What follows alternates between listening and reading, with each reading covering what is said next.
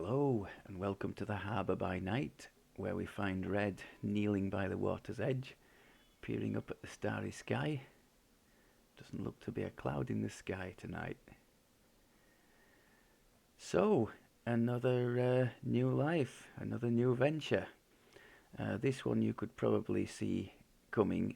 I am guessing there has been quite an exodus away from standard longbow builds further to the change that was made to Hunt's End, and so the sort of unique big hitting single target damage of those builds was I won't say removed completely, but certainly took a big nerf, didn't it? And maybe one of the classes that people favouring the ranged playstyle might have gravitated towards could have been the Artificer. So I suppose that was one of my reasons for investigating it for Red, because I wasn't really happy leaving him in the bow build, which he's been since creation. Really, he's not really done anything else apart from ranged, and I plan to keep it that way. I'm aware that in the course of the last life with the bear, she was an artificer. She was doing pretty much this build, but I would like to have the chance to do a series from the artist's point of view, so you can see all the nuts and bolts of the thing. Because as lovely as she is, the bear, she's not exactly the most patient, as you might have noticed, and so she isn't really one for going into the little details. So I hope to cover some of those during the course of this series. I think I could just jump into the box quest while I'm doing the narrative.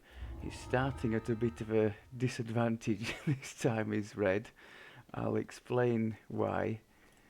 It's one of the bugs in the game which I think is fairly long-standing and doesn't just affect the Arti. I think it applies to several of the spellcasting classes. So let's just get this started. So yes, let's start with that. So the spells, normally at first level I would have had conjure bolts and enchant weapon. But unfortunately, because I was an Arti last life and I already had those spells, on reincarnation the game didn't offer me that, so I've had to take any old rubbish basically here, which is all the spells I had left that I hadn't taken already. So I think what I'm going to have to do is wait till level up and then take Conjure Bolts then. I think Conjure Bolts is going to be the only level 1 spell I actually use regularly. There is a thing, isn't there? We could try and copy it from a scroll. I think some of them are rare scrolls. That Conjure Bolts might actually be one of them. So I could try and find it on the auction house. But I think if you do that, you don't get the benefit of your Arti levels when conjuring the bolts. So the bolts always stay +1, I think, if you get the spell from a scroll. Whereas when you conjure yourself, I think they can go as far as +6. That being said, you can't duplicate the bonus on the bolts and the bonus on your weapon. And as the weapon is likely to be more than +6 in time, I guess it's a pretty moot point. So yes, I'm left with khaki spells for now. Also, pretty rubbish gear because Purple TR'd recently and he's taken the starter level gear. So I'm left with one pair of speed boots, a couple of clickables for the shield on the belt, and a trusty old docent of invulnerability with a bit of light fortification here. So because I have no conjure bolts, I've had to get some from the vendor. We've got the repeating light crossbow from the beginner's quest on Korthos. I've stocked up on some oils of serious repair, which you can get from the guild vendor in Kundarak, and some potions of heroism. Other than that, we have our regular potions of remove blindness, disease, curse, poison, that kind of thing. We've got the old Gibber's Blade and the Harper Pin on the bar. Harper Pin, if you didn't know, comes from Evening Star Harper favour and is a great way to dispel nasty crowd control effects on you, which might otherwise lead to a death. Although he doesn't have much in the way of other past lives, Red is beginning to have a decent amount of epic ones. So we have double shot, brace for some saving throws, enchant weapon for a bit more damage, yes, and at the moment the skill mastery.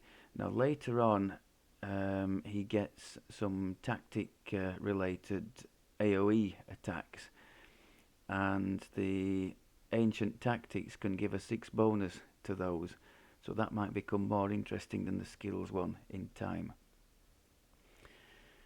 I think that's about it for that stuff at least. Let's just have a look. For those of you who don't know, the Arti gets the same sort of skill set as the Rogue, so all the trappy skills are covered. The only thing you really don't get is the evasion at level 2, which will be a big miss of course, and the sneak attack dice every other level. We don't get that, but we do get access to an imbue, an electrical imbue, which we can use later on. So stats was really simple. I started with max con and intelligence and just enough into dex. I started with 12 dex. He does have a tome on him for like a universal what's it called, a supreme tome, isn't it? So by the time we come to want dex to help us with acquiring stuff like precision, it'll be what it needs to be. If you don't have as many build points as he does, you could knock down con by 2 or intelligence by 2 to get the points into dex. It's not going to make too much of a difference. Enhancements, we basically have nothing at the moment because I haven't been able to use any of those little XP gems because Purple chewed them all on his latest TR. So we've just got 1 point, a universal point that he's got anyway, that goes in the Harper tree, and a couple in Warforged. He's got these 2 racials that he got from the tome from the store when that was on sale.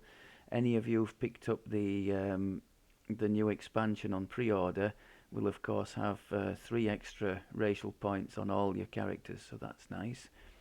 So at the moment Red just has a bit of extra fortification and this very nice mechanist for 20 more repair amp, which should help the effects of the oils of repair. Feet for level 1 was the obvious one for any ranged. Point blank shot is pretty much a given for just about any ranged build, so that's what we took. Otherwise, is there anything else to mention here? I don't think so. So yes, the idea is going to be to pick up the ranged feats, some of which come with Arti. The rapid reload I think might already be with us. Yes, so 1 level of Arti gets you rapid reload, so that's nice to have. But the other ones that are related to the Ranger class that would be auto-granted with Ranger, the rapid shot and that kind of thing, we're going to have to pick those up as we level. The good news is we get bonus Arti feats every 4 levels, and some of those ranged related things are included in there.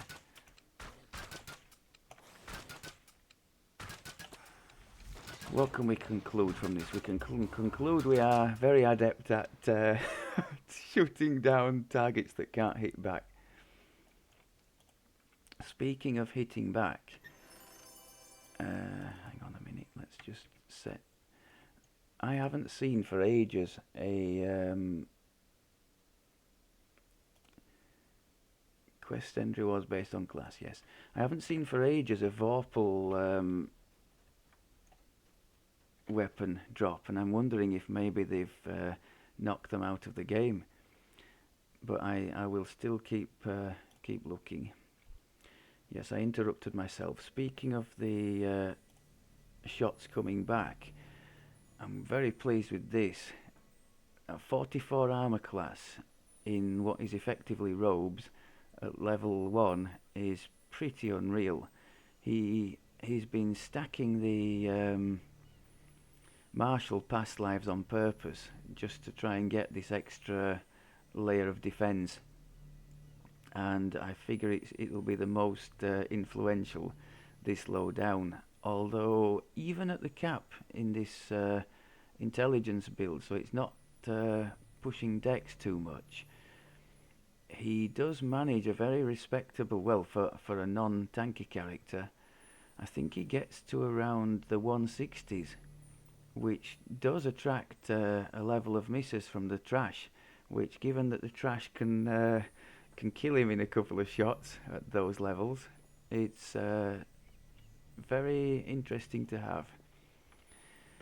Okay, so let's do our traditional run round the Korthos Island. I don't think that's anything to pick up, is it?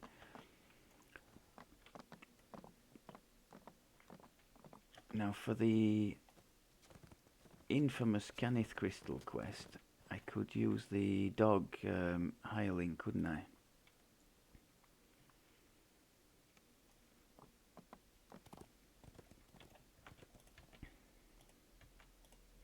Generally speaking, in here you'll want some form of hireling and or crowd control to stop them swarming the crystal, because when you put it on elite, the crystal doesn't take very much damage before it is shattered and the quest is a fail.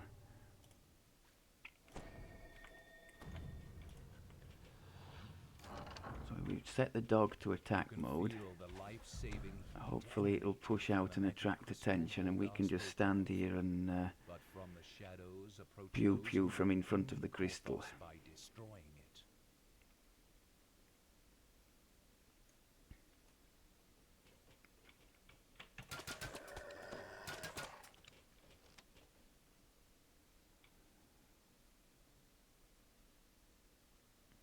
Now this is one thing to mention straight away. The repeating crossbow out of the gate is very strong. As you can see, we're dispatching these things with ease. Alright, it's only on elite, but it's still very competitive. So unlike the... Ooh, that's not good. I wish I could repair the crystal. Unlike the standard bow build, the plink, plink, plink, which does suffer somewhat in the early levels, I think they lean quite heavily on their imbue, don't they, early on. This thing doesn't need an imbue to be pretty devastating.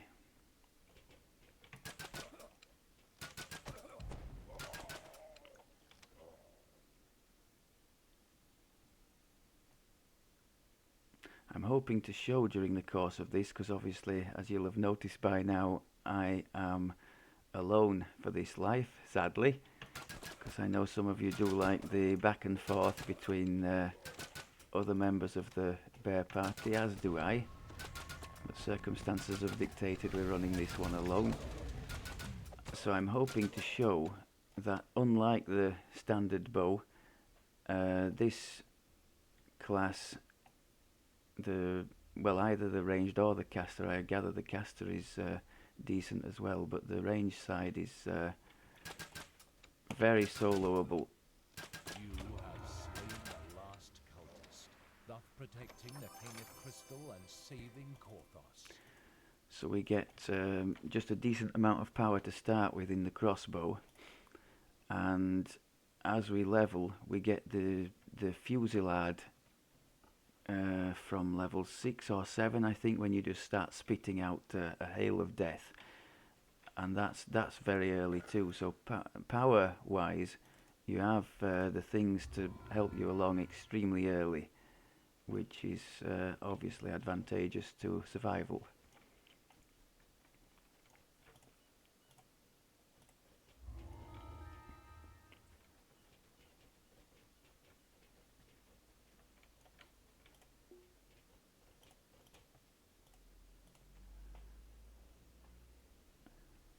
Dust and mold fill this Oh, ill-maintained storehouse. You can hear the telltale skittering of vermin. what's going on here?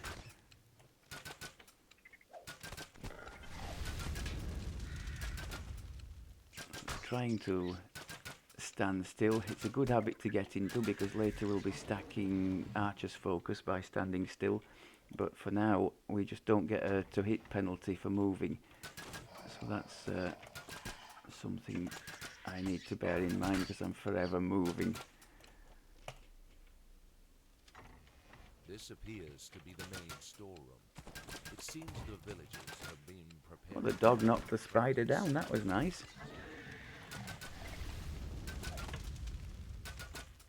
Meanwhile, I was shooting into a table there and missing the target. Professional gameplay as ever on here. A large silver key.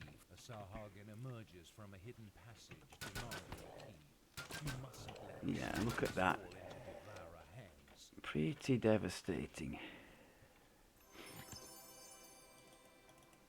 Swift 15 boots. That wouldn't be a bad item for...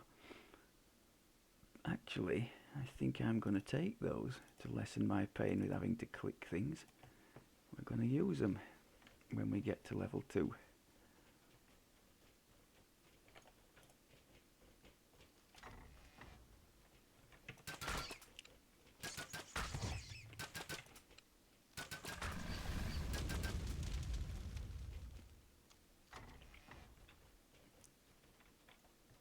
I think I've mentioned before how nice the quiver of alacrity is for the characters that you are regularly TRing. I only have one of my main character fools, and that only because there was one granted for the, I think it was the 15th anniversary.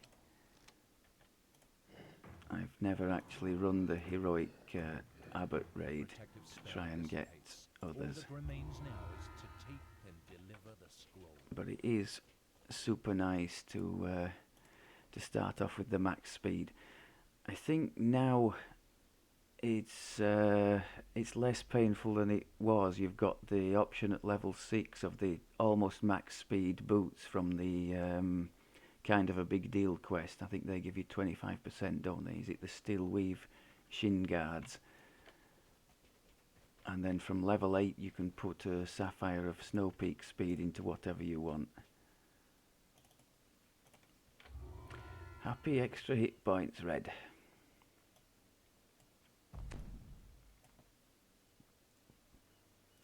Actually, I don't know why I've bothered equipping that, because they'll come off again, won't they, when I click the shield thing.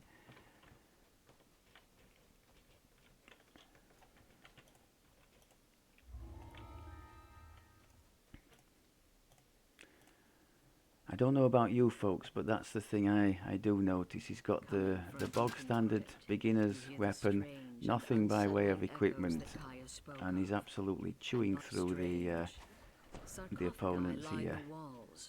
You notice something strange about the wall to the west. If you search the wall, so the power is certainly there. What were those cultists? A treasure chest glimmers in the dark passage here. There's a Sahuagin in here, performing some... A magical crest appears from the destroyed altar. If you take it with you, it may be useful later. We see the yellow numbers on the zombie there. I think they have resistance to piercing damage, don't they? One way to help with that would be to have the legendary purifying quiver for the legendary content. He does have one of those. As I you think it's a slay choice these because there are foul so few cultists, decent take quivers care in the to keep game. your own health I'm not up. sure why, but Another that's the treasure case. chest. Perhaps It's the a choice cultists between brought it the here, epic quiver but of it's yours alacrity, now. There's another Sahuagin. which he It does croaks. have, Cragwolf hated. These or devour the altar. Another crest purifying pops out as one. you smash the altar. There might still be other altars I think the epic elsewhere in quiver this gives crypt.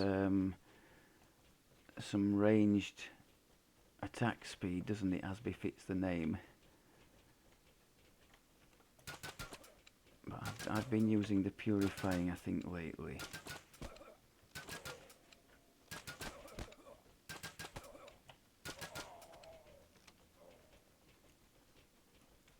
So yes, having taken this class to the cap once or twice, in fact, Purple does have a couple of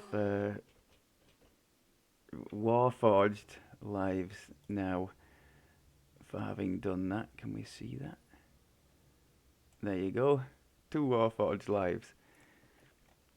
Which brings me on to the other point that one of you made a while ago.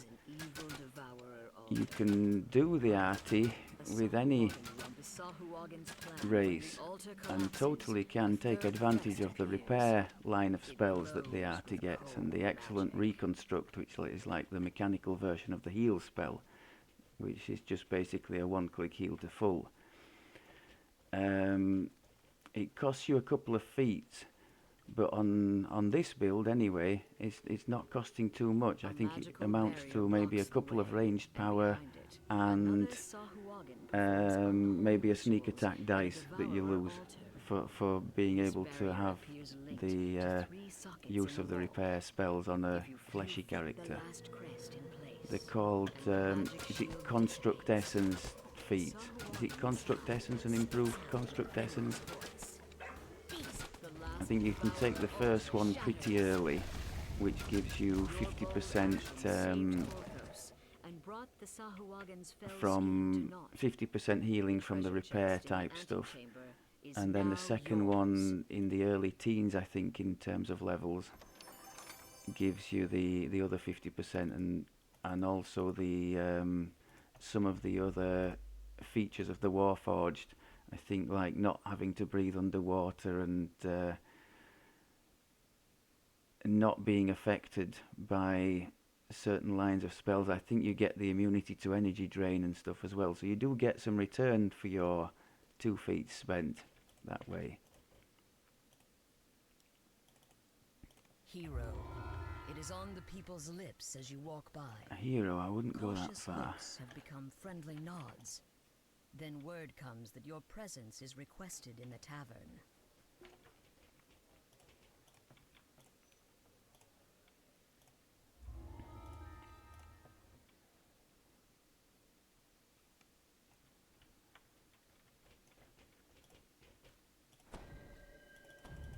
Your waiting bears fruit. This must be the collaborator stepping in from the dark. Okay. I might as well leave the dog out. I think these early levels are the only time it'll be of use at all. You can see pretty much nothing is hitting us, and the stuff that does, we have the 5 DR from our docent, so I think we're in a pretty good state here. So most things are dying to 1, maximum 2 clips, so that's not bad. You notice a small chest hidden behind the bar. I suppose another advantage of being a fleshy artificer would be that you don't have to mess about with the docents. And also, I'm seeing that the docents, that they don't, there seems to be something in the game that disadvantages the docent against the equivalent level of standard armour. For example, at the cap, in light armour, red can be in the mid-20s for dodge, but with the docent, even with things helping the max dodge bonus, or max armor bonus, or whatever it's called, he's struggling to get into the high teens. That's with the mithril body, which is kind of the light armor equivalent, so there's something going on there that's not helping the docent user.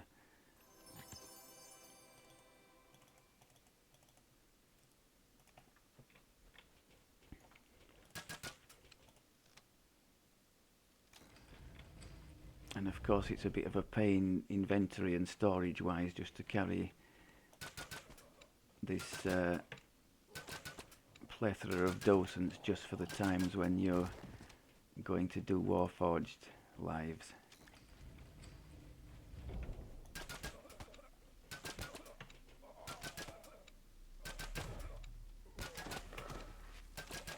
I find, and this is one thing the bear mentioned last time around, if you just sort of fire with auto-targeting on in the general direction of the opponents, there's a lot more chance for the arrows to sort of go missing, as it were.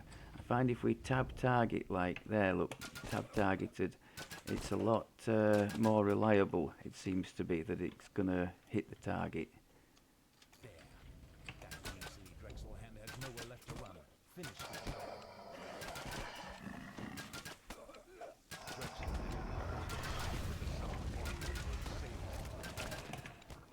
I think this is a good illustration. There were three things in his face there, and they basically didn't touch him.